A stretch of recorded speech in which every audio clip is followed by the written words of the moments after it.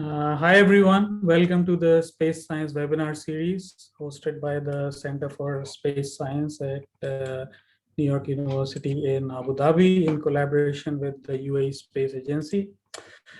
Today's speaker is Professor Jasper Halekas. He's an associate professor at the University of Iowa. He got his PhD from UC Berkeley. After that, he continued doing research there for several years. He was a part of the Maven mission team, which is NASA's orbiter around Mars. He built the SWIA instrument, the Solar Wind Ion Analyzer. He has many interests: atmospheric escape of Mars, planetary magnetism, solar wind interaction with planets, and so on. And so welcome, Jasper, to our center, and I hand over the mic to you. Thank you very much, and thanks for inviting me to give this talk. So I'm going to tell you a little bit about some recent observations of hydrogen at Mars. And I'm going to talk about hydrogen in a bunch of different forms: neutral and charged, and even negatively charged hydrogen. So we'll talk about a bunch of different aspects of the Mars hydrogen cycle. I want to start out by kind of introducing the problem, and talking a little bit about why Mars is a particularly interesting place to study hydrogen.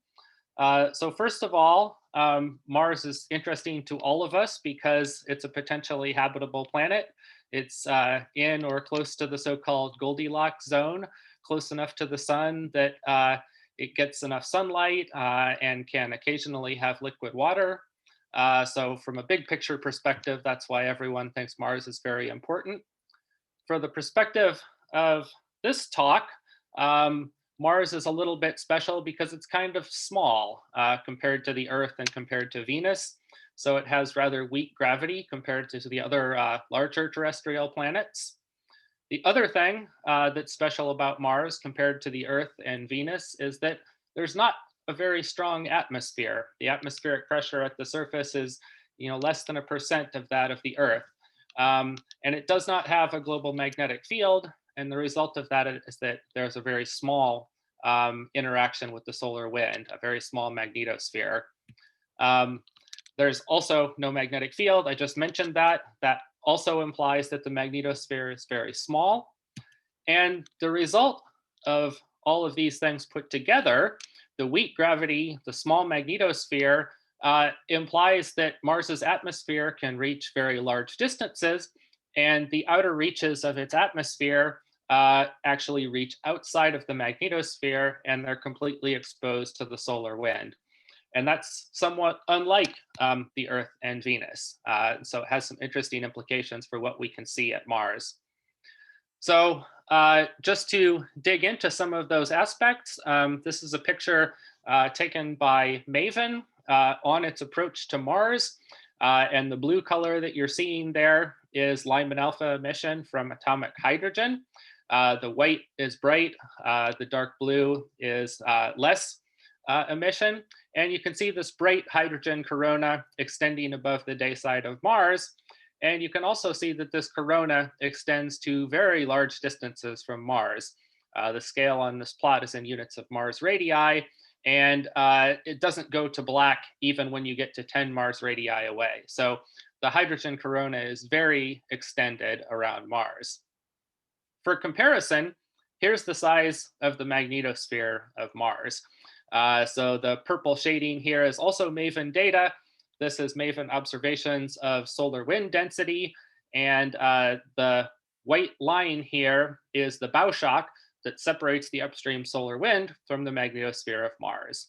And so what you can see is that there is hydrogen from the planet, which is extending well into the upstream solar wind.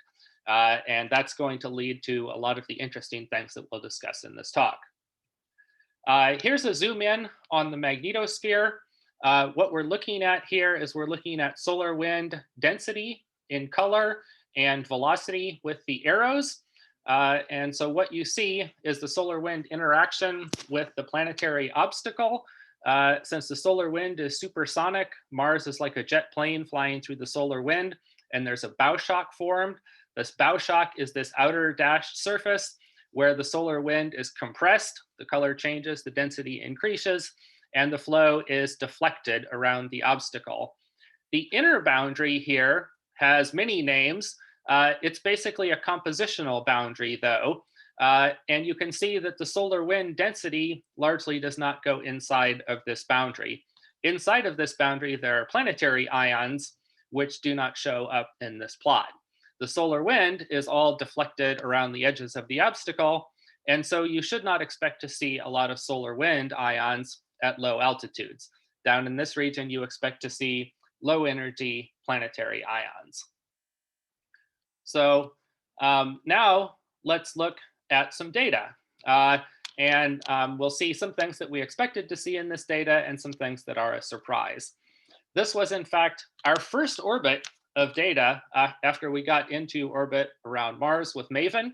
And it took a lot of staring at it to understand what we were seeing, because there were some things that were very surprising.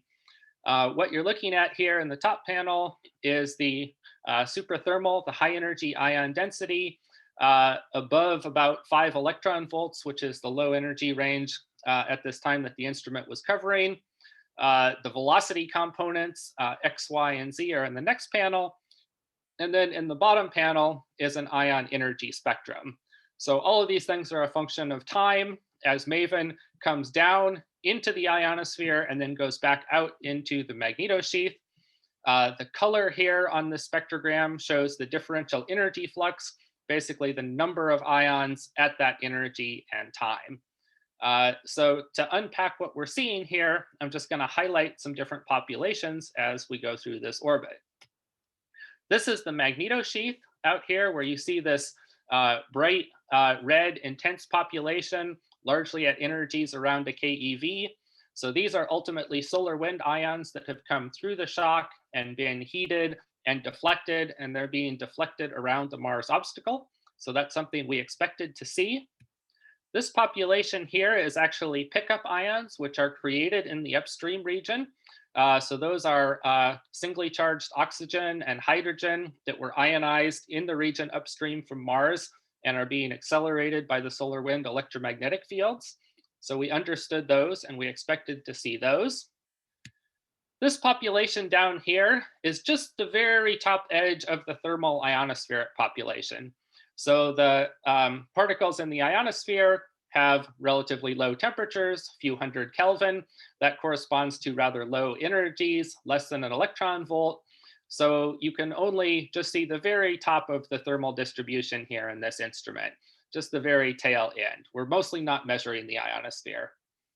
Now, here's the thing that really surprised us. You can see this not very bright, but clearly noticeable in the spectrogram stripe at about a kilovolt energy, and it's showing up right in the middle of the ionosphere, where we thought there should be nothing except these cold ionospheric ions. So this tenuous population here is the subject of this talk, and it took us a while to understand what it is, but we now think we know what it is. Let's look in more detail at the energy spectrum at different altitudes. So we're going to start at high altitudes, and we're going to go down, and we're going to show the differential energy flux as a function of energy. And we're going to start up at high altitude. So we're going to start all the way out in the solar wind. In the solar wind, you can actually see that there's 3 different peaks here in the spectrum. These are protons. So most of the solar wind is composed of ionized hydrogen or protons. There's another peak here, which is doubly ionized helium. Those are alpha particles, which are also always in the solar wind, usually a few percent of the solar wind by number density. And then there's a third peak down here. These are actually hydrogen ions, which are born in the upstream region. They're created from that extended hydrogen corona, and they represent ions which are of Martian origin. Now let's step down in altitude. Now we've gone all the way down into an intermediate region between the ionosphere and the solar wind. And what you can see is that there's not much in this region. At high energies, there's mostly just low counts. And then at low energies, you can start to see a thermal distribution, which corresponds to planetary ions. So at a few hundred kilometers, there's basically nothing in the solar wind energy. And that's what we expected to see all the way down. But if we keep going down, all the way down to 160 to 200 kilometers, then again, you see this low energy population, but you suddenly see this peak start to grow. And lo and behold, it's right at the solar wind energy. So somehow, it's as if particles from the solar wind have performed some kind of a Houdini trick. They have magically gone from the solar wind and they have popped up at low altitude in the ionosphere, seemingly without going in between the two regions, because we don't see them in this blue spectrum in the intermediate altitudes. So how could that possibly be? Well, the answer is that they're changing flavors as they go. Or more precisely, they're changing charges.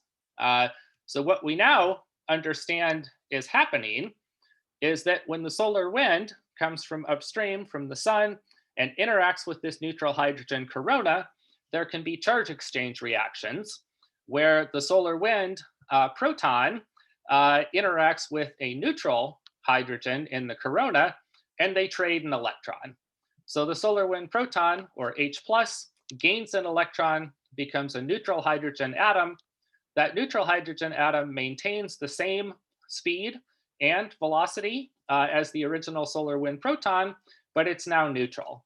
Since it's neutral, it feels none of the electromagnetic fields in the bow shock, and it can dive all the way down into the ionosphere.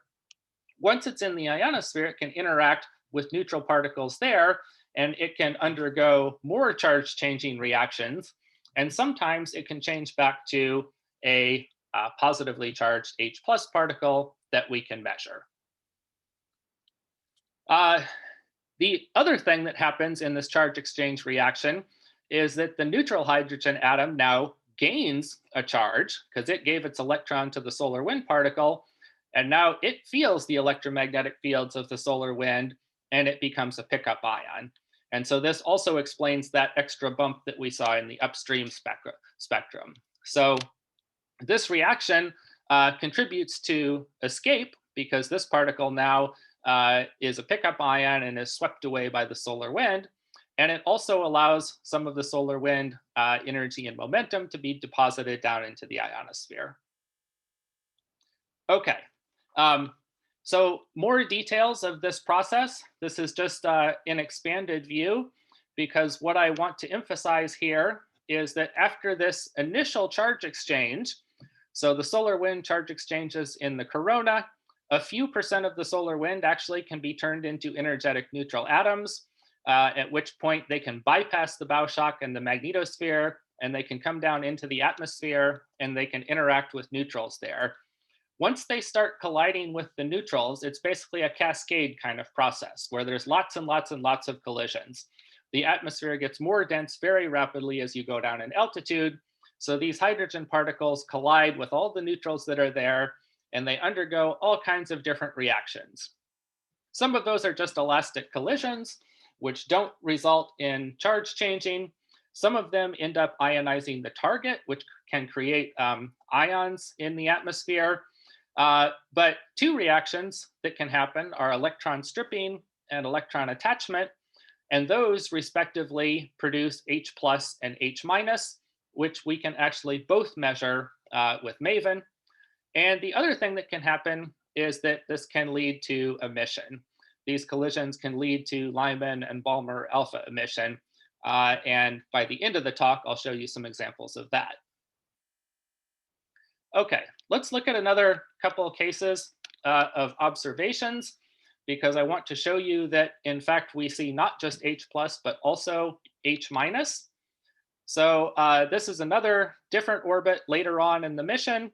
You're seeing the magnetic field, an ion energy spectrum, and then an electron energy spectrum, which I didn't show before.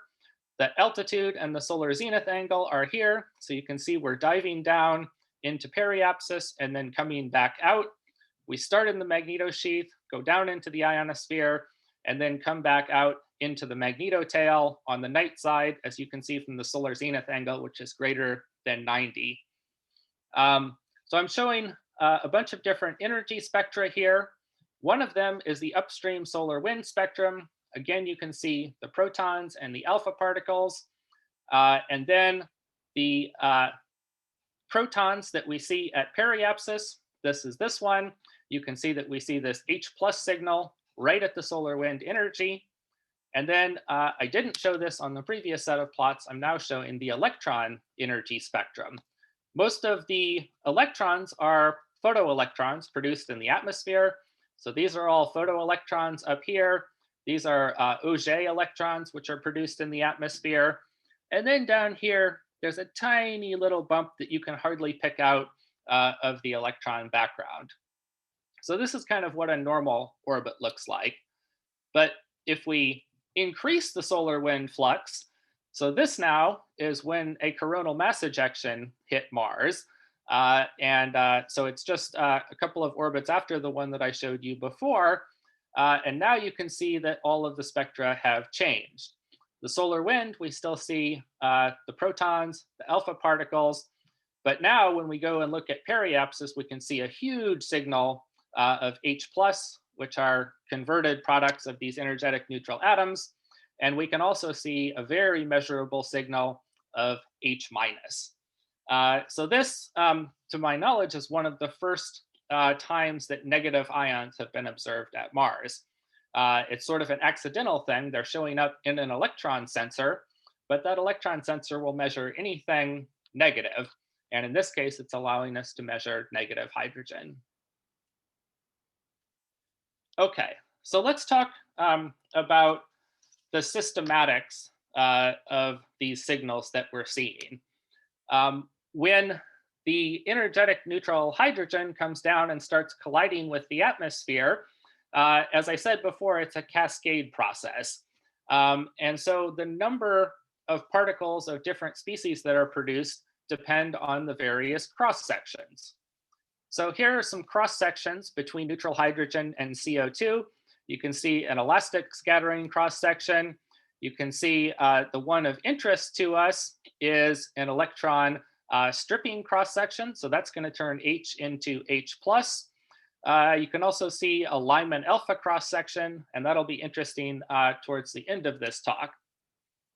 Once these hydrogen particles have collided a few times, some of them turn into H+. And then you have to think a little bit about the back reactions, because those H+ particles will also collide with the neutrals. They can also undergo elastic collisions. They can undergo charge exchange reactions, which is the blue curve here, and they can also produce emission. Here's the Lyman alpha curve.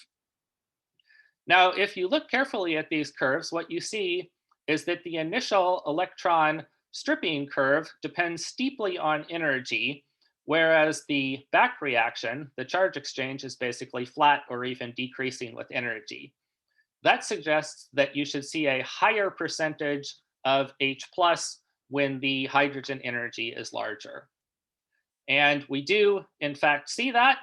So you can go through a bunch of calculations, and what you find is that the equilibrium fraction of positively charged particles that you should see is basically a ratio of the cross sections.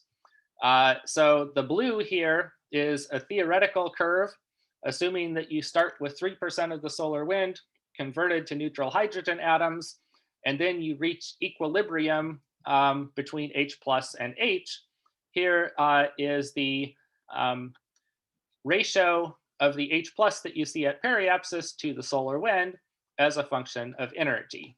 And you can see that there's lots of scatter here because the solar wind is very dynamic. There are a lot of things that are changing with time, but the general trend of increase with energy matches the expectations pretty well. So we think we understand the processes that are creating these Houdini particles that are suddenly popping up and appearing at periapsis.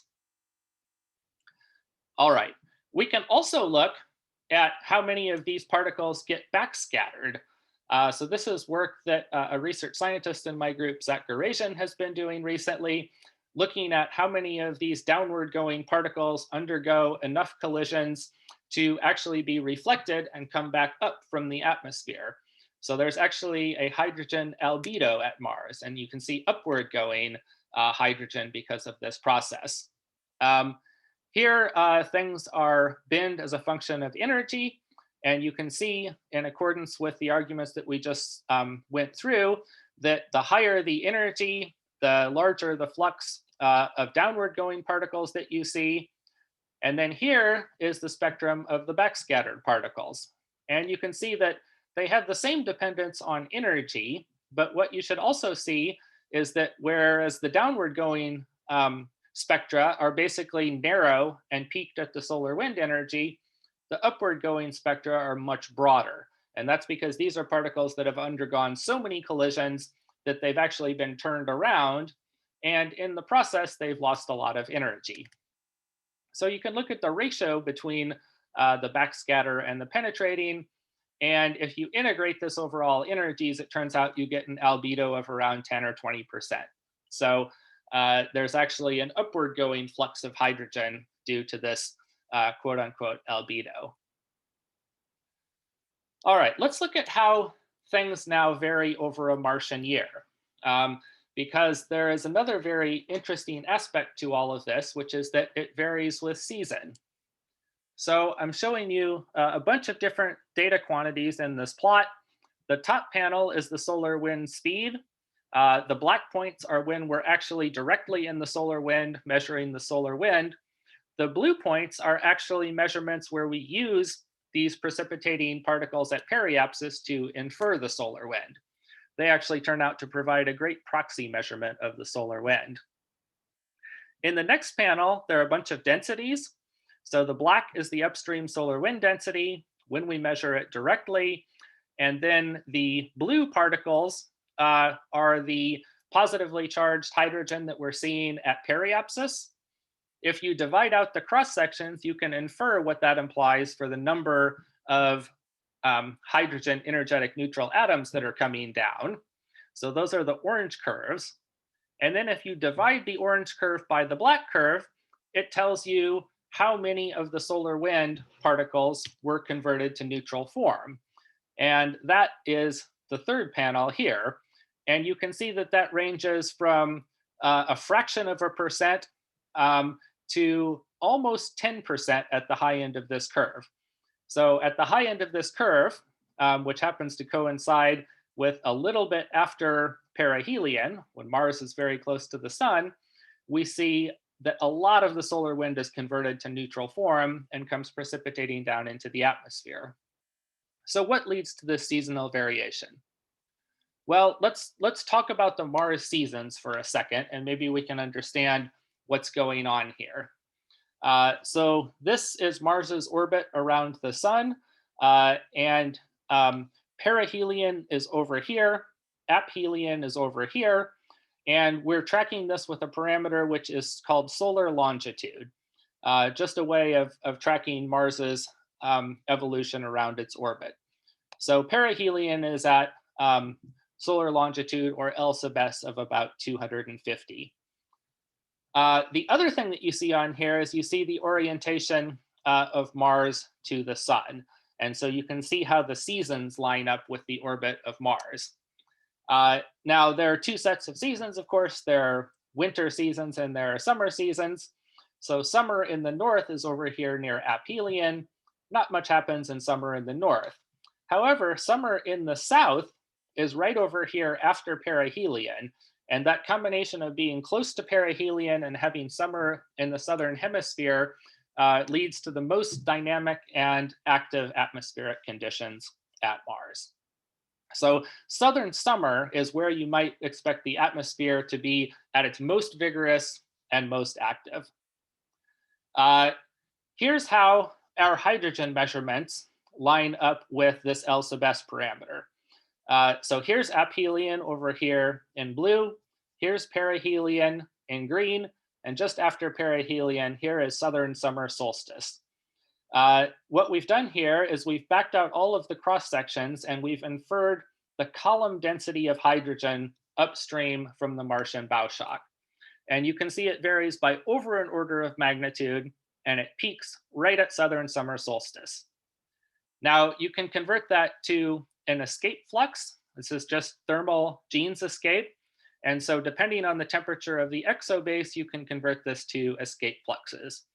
Probably the temperature at the exobase is around 200 to 300. And so the escape flux is these black and brown curves. And like the column density, you can see the escape rate also varies by something like an order of magnitude over the seasons, with this peak right at southern summer solstice. So there are other measurements which also back up this idea that the hydrogen corona is seasonally variable. So Mike Chaffin had a paper in 2014. Dolan Bhattacharya had a paper looking at Hubble data in 2015. And Majd Mayasi more recently has been looking at both hydrogen in red and also deuterium in black. And what all of these measurements show is that there's way more hydrogen in the corona near southern summer and near perihelion. So how is that happening? Well, it's a bit of a puzzle because you're not supposed to see rapid variations in hydrogen escape according to the usual model of the atmosphere and the exosphere. And the reason for that is that if you look at the temperature as a function of altitude, there is a region which is below freezing. And so the standard picture says that water is kept at low altitudes by this cold trap. If it gets to high enough altitudes in the atmosphere, around 60 to 80 kilometers, then it freezes out and it can't pass through them. So this blue curve here is the standard model of what the water density should look like as a function of altitude. So it's kept low by this cold trap. Molecular hydrogen, which is this light pink curve, can propagate up into the upper atmosphere, but it does so slowly through diffusive processes. Once that H2 is in the upper atmosphere, atomic hydrogen can be formed just by dissociation of the H2, and then the hydrogen can escape. However, because H2 is very long-lived and it takes a while to diffuse through the atmosphere, it was expected until about 4 or 5 years ago that the escape rate of hydrogen should not change rapidly. However, Mike Chaffin did some really cool modeling showing that if you can somehow get water into the upper atmosphere, then you can change this picture. So if you can suddenly go from this dashed curve and put a big bump of water into the upper atmosphere, then that water can be dissociated to produce hydrogen. The hydrogen propagates up, and you can get rapid variations in hydrogen escape. So then that's great, but the question is, how do you get this extra water up at high altitudes? Well, one way we think is dust storms. So these are two pictures of Mars taken in different years. The one on the left is during a normal year. The one on the right is during a global dust storm. And you can just visually see the effect that these global dust storms have on the atmosphere. So one possibility is that maybe we can get water into the upper atmosphere through dust storms. There is some evidence suggesting that this is the case. So these are measurements from Mars Express. And what you're seeing is the density of water in the upper atmosphere at two different altitudes, 70 kilometers in the top, 80 kilometers in the bottom, in 2 Martian seasons. So in MY28, there was a big global dust storm. In MY32, there was not. And what you see is that there's water in the upper atmosphere, and it's slightly different in hemisphere. In the southern hemisphere, you see some in both of these years, but it's much bigger in the year that there's a global dust storm. And in the northern hemisphere, you only see water in the upper atmosphere when there's this global dust storm. So it does seem that there's something to do with dust storms as far as getting the water up to high altitudes. There's some more recent work from Shane Stone. So Shane Stone did some very careful photochemistry and used the abundances of hydrogenated species in the atmosphere to back out the abundance of water. And what he found was this very clear seasonal trend, again with a peak around Albedo 270, southern summer, right where we're seeing everything happen with hydrogen. And he also found that there were local excursions, and each one of these dashed boxes is not a global dust storm, but a regional dust storm. So Shane's work showed that even regional dust storms can help get water up into the upper atmosphere, and therefore should also have an effect on hydrogen escape. Okay, here's some more work from Nick Heavens, who did some modeling of this. And so he tried to model how much water you should be able to get up into the atmosphere during these dust storms. So again, this is the tail end of a global dust storm. This is data from Mike Chaffin, showing a peak right at 270 and then the decline after that. And then Nick's modeling shows this huge increase in water reaching all the way up to 80 kilometers, again, right in this magic time period around Albedo 270. So everything seems to kind of line up with this scenario that dust storms transport water up into the atmosphere, that water is dissociated, and it leads to the increase in hydrogen escape that we see. Okay, so I'm going to shift gears a little bit now. I'm going to move from talking about hydrogen precipitation and escape and talk a little bit about aurora to finish this talk off. In my first paper, publishing this Maven data, just for fun, I threw in a sentence at the end of my paper mentioning that at Earth, precipitating hydrogen produces something called Proton Aurora. And I didn't know if we would ever be able to measure this at Mars, but it turns out that I got lucky because a few years later, we were able to measure Proton Aurora at Mars. And I'll show you some of those observations. So what led me to make this prediction was the fact that we observed Proton Aurora at Earth. So Earth is a very different planet from Mars. It has a global magnetic field, and its magnetosphere has an entirely different structure from that of Mars. However, there are processes by which protons can precipitate along field lines into the atmosphere around the polar regions. And much like at Mars, once those protons start precipitating into the atmosphere, they undergo charge-changing reactions, and they flip back and forth from H plus to H to H plus to H as they precipitate down into the atmosphere. And if they make it down into the collisional atmosphere, then they can produce emission. And so this is ultraviolet emission produced by Proton Aurora at the Earth. And so when I was writing this paper, I thought, hey, maybe we can get the same thing at Mars. It turns out, so this is just spectral observations of Proton Aurora at Earth. I won't talk too much about that because I want to show the Mars case. So here's Proton Aurora at Mars. A few years after we found these hydrogen particles precipitating down into the atmosphere, we were able to find their effect. So each one of these panels is a different emission line that the ultraviolet spectrograph on Maven measures. So here in blue is Lyman alpha. Here are a couple lines that have to do with oxygen. Here are some lines that have to do with carbon monoxide and carbon dioxide ions. And each one of these panels shows a series of observations, which is a function of altitude on the vertical axis. And then the color shows solar zenith angle. Okay, so you're seeing what the signature looks like as a function of both altitude and of solar zenith angle. This is a normal time in the top. This is an abnormal time in the bottom. And what you see is that the CO2 looks about the same, the CO looks about the same, the oxygen looks about the same.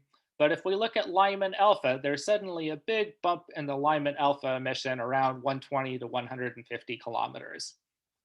That emission, it turns out, is Proton Aurora. Here is an image of that. sort of a pseudo image, again showing the same two orbits, the normal orbit in the top, altitude on the vertical axis, solar zenith angle on the horizontal axis. And then here on the bottom is this orbit where we saw proton aurora. And you can see this bright band at around 130, 140 kilometers, extending from solar zenith angles near the day side all the way around to solar zenith angles of 60 or 70. Here's another way of showing that image, which is to map it onto the disk. So here is normal Lyman alpha emission that you see just from the hydrogen corona. Here's the Lyman alpha emission that we see during a period with proton aurora. And here's the subtracted signal, which shows just the proton aurora. And you can see it's very localized at low altitudes. The edge of this is basically the disk here. And you can see that all of this emission is coming from the limb at low altitudes. So it's coming from the right place to be produced by these precipitating hydrogen particles. Not only is it coming from the right place, the emission varies in lockstep with what the solar wind is doing. So if we take my instrument, SWAIA, and we measure the flux of these precipitating hydrogen particles as a function of time, and then we look at the emission as a function of time and also solar zenith angle in color, what you see is that any time that we were measuring both of these things, which are the dark points at the same time, and we see a peak in the precipitating hydrogen flux, we also see a peak in the proton aurora emission. Very reproducible. Every time it goes up, we see emission. The emission we see is brighter when we're observing near the subsolar point, and that makes sense because that's where the solar wind is coming from, and thus where these precipitating particles are coming from. So you see brighter peaks near the subsolar point, but the correspondence is very good. Every time there's a peak in one, there's a peak in the other. So we're pretty sure it's a causal process. We've even managed to simulate this. These are altitude profiles now. The dots are UV data, and the solid lines are a model which models the precipitation of hydrogen into the atmosphere and the resulting emission. You can see that the match is not perfect. We don't have the peak, the altitude of the peak quite right. The model puts it a little bit lower than where we see it in the data. So there are some differences there that we don't completely just thermal hydrogen, because that would be the dashed curve. That would be the normal quiet time when you don't see proton aurora. What we see are the dots, and it corresponds very well with the modeling that Xiaohua Feng did to match these observations. Okay, so that brings me to the end of my story, and I will happily take any questions that anyone might have about any aspect of this hydrogen cycle at Mars. All right, thanks a lot, Jasper. Yeah, that was a very interesting talk. I had a question about one of the images that you showed of this proton aurora. If you go back a few slides. Yep, let me, oop, I went the wrong way. Now you get to see my whole time and whole talk in fast forward.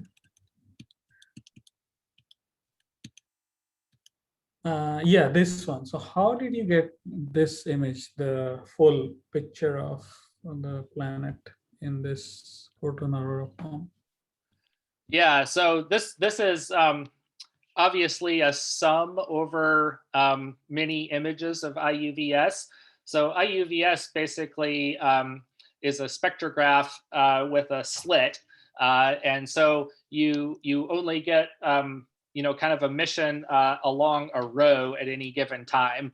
So you can imagine stitching together a bunch of those rows of data to produce an image like this. But yes, this is integrated over many observation periods. It's definitely not a single observation, because IUVS is not per se an imager, it's just a spectrograph.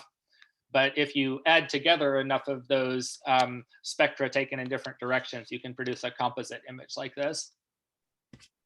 Okay, cool, thanks. Maybe I could ask you a question.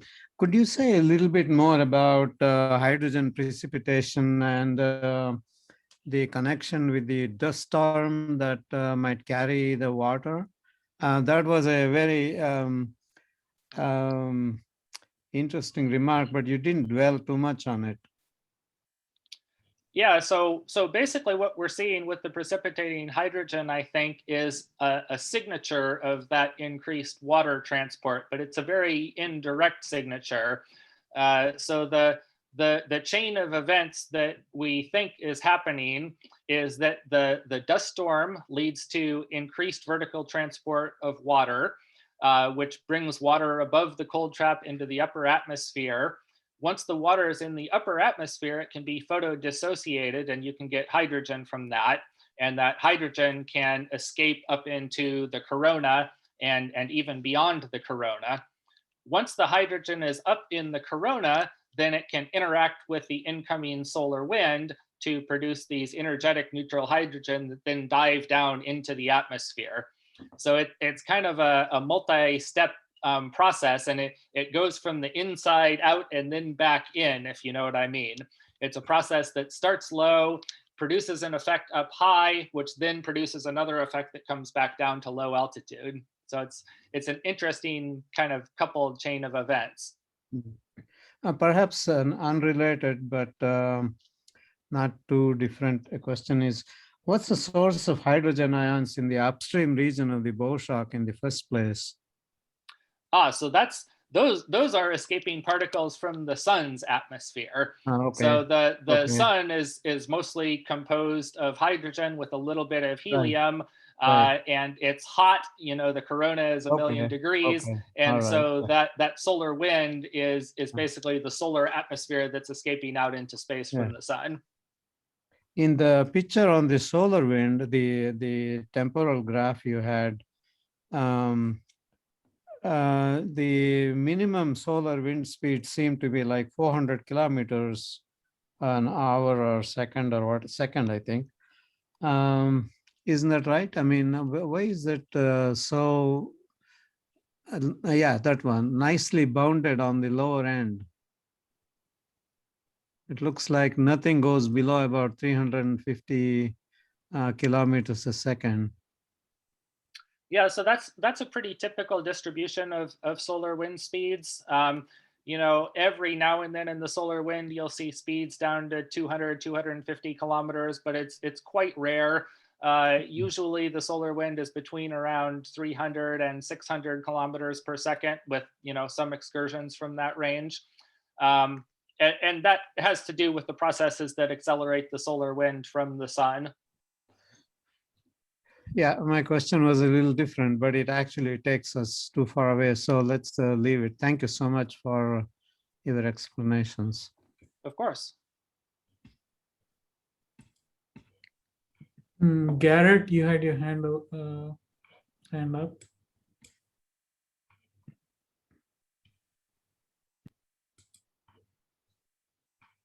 Garrett, you're allowed to talk if you have a question.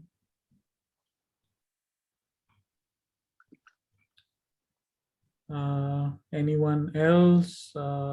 Just raise your hand.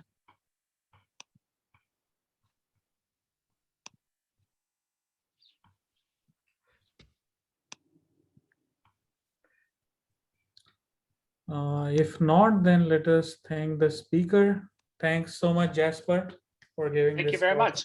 Yeah, thank you, Jasper. Yeah, very interesting research, and we are also doing a lot of things with Maven, especially with Suya. And so we will reach out to you if you have any questions. Fantastic. That would be great. I love to hear that people are using the data.